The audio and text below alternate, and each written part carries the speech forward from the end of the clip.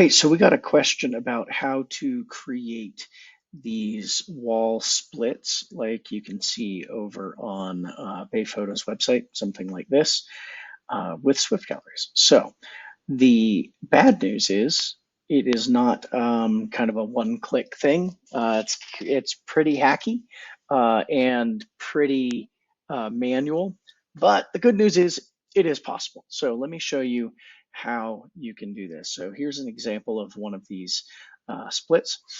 And the easiest way to do this is to, number one, choose an image that is conducive to it. You know, if this were just a family portrait, then most likely these gaps would fall on somebody's face at some point, right? So probably not the best image to use for something like that. So I like these kind of like wide panoramic images, stuff like that tend to be better for this kind of thing. So let's go ahead and take a look at how this was done. I'm going to save it first because um, it was not that easy to make. So I'm going to save my work, right? Um, but the easiest way I've found to make these is to just get the crop how you want it and then duplicate it. I'll show you here in a minute why we do that. So let's just delete these. I've got a metal print on the wall just because um, it has no wrap, it has no frame, obviously. So we get that kind of seamless transition from one image to the next. So if you look here, you'll see that I've cropped this in pretty tight. And the reason for that is because I need to be able to get three of these in this one image, right? I want to be able to turn this one image into three different panels. And you'll see that we're kind of fudging the last one. There's actually a little bit of repeat in the last panel, but this is what we've got, right?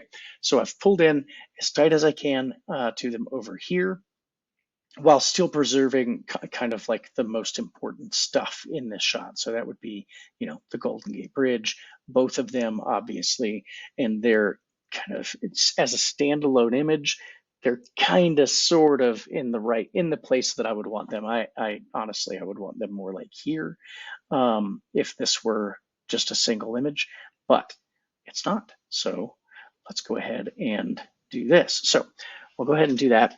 And now what I'm going to do is duplicate this. So I'm going to hit the D key to duplicate that. I'm going to move it into generally the right spot here. And then I'm going to double click and that's going to open it up in the crop screen. And here's why I duplicated it rather than just creating a new product. I have the crop already set up right now, right? So at this point, I know that the left-hand image ends right at this spot. So I can take my crop and like you can do this super ghetto, put your finger on the screen to like mark where the crop needs to be. I'm gonna actually look, if you look right here, there's this peak on the mountains right here. I'm gonna go by that, and you'll see that we're gonna have to tweak this a little bit up and down.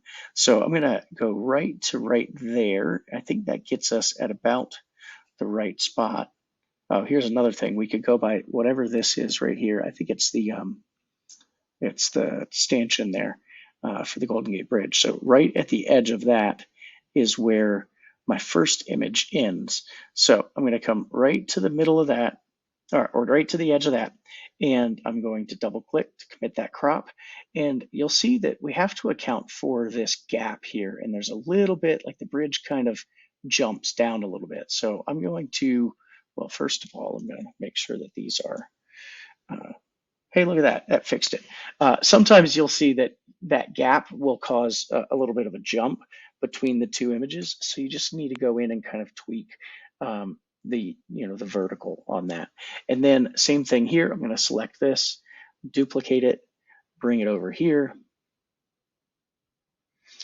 And let's just go ahead and solve that first problem and align those now. Now I'll come in here and this is where we're kind of cheating.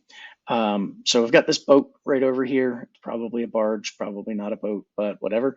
I've got this boat over here. I'm gonna get as close as I can to the edge of that boat, but you notice that I don't have enough image left to get to it. So we're actually gonna end up kind of duplicating some of this mountain that's in the back. let's go ahead and just do that, and you can see.